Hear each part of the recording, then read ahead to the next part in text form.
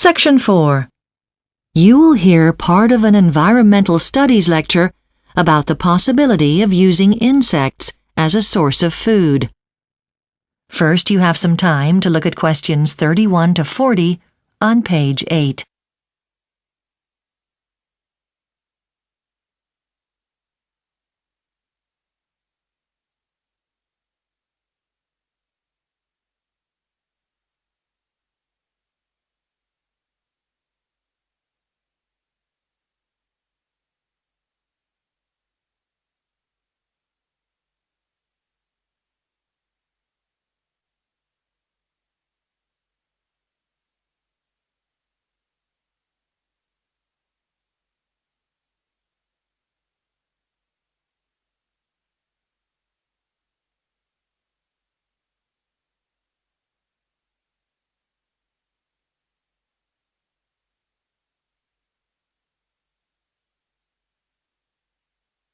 Now listen carefully and answer questions 31 to 40. Good morning. Over the last few weeks, we've been talking about the challenges of producing food for the global population. And there's been a lot of interest recently in new sources of food, and one of the most interesting is insects. Well, why should insects be considered as a food source? Well, for a start, a number of them are full of protein, and many also have certain vitamins, which may surprise you, more so than a typical farm animal, in fact.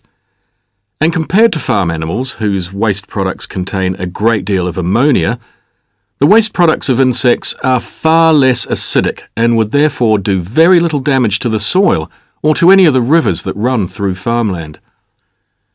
Furthermore, when it comes to the production of insects, the expense would be very low. No trees need be chopped down or forests turned to pasture, so the space that they would occupy would be radically smaller than for, say, cows or sheep. But even if some consumers decided that they'd rather not put insects in their shopping basket, we could also consider how insects might be added to animal feed, the food given to farm animals. It's already known that some insects, if they were part of the animal feed, would act as a sort of natural antibiotic within a cow or sheep's digestive system, thus removing the need for human intervention. This would be a cost-effective and environmentally friendly alternative for farmers.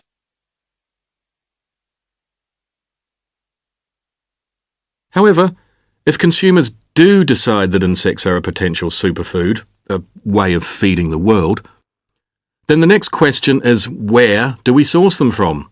The wild, perhaps? Or should they be bred on insect farms? Well, if we take from the wild, one potential consequence of this is that too many will be taken, and in turn a species could become endangered or extinct.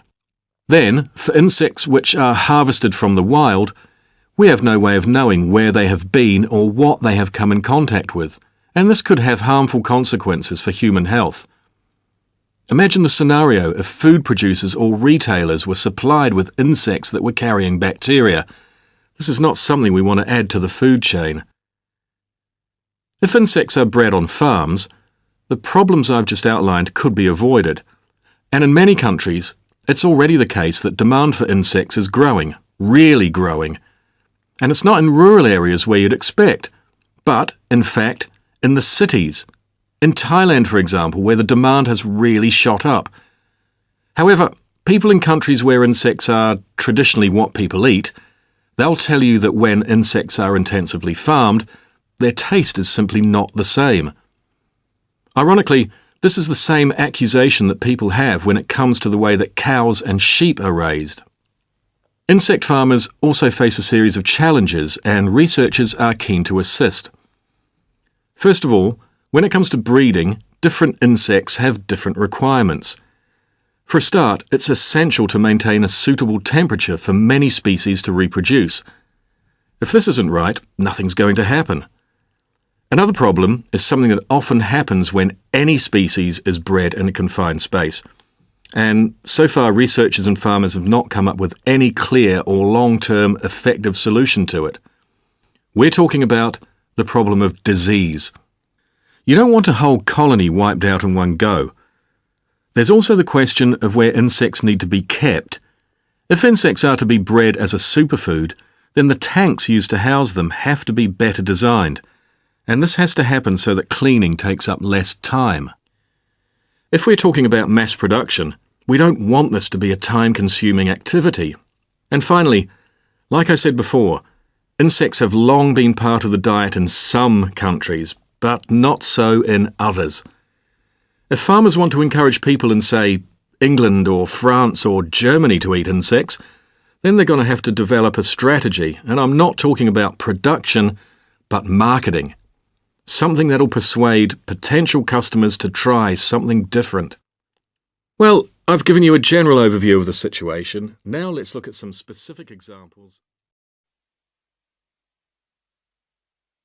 That is the end of Section 4. You now have half a minute to check your answers.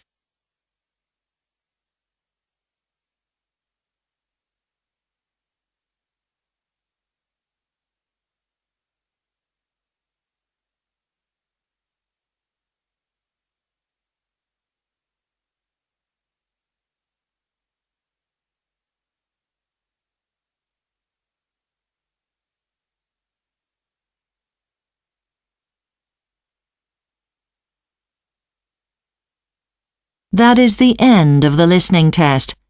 You now have 10 minutes to transfer your answers to the listening answer sheet.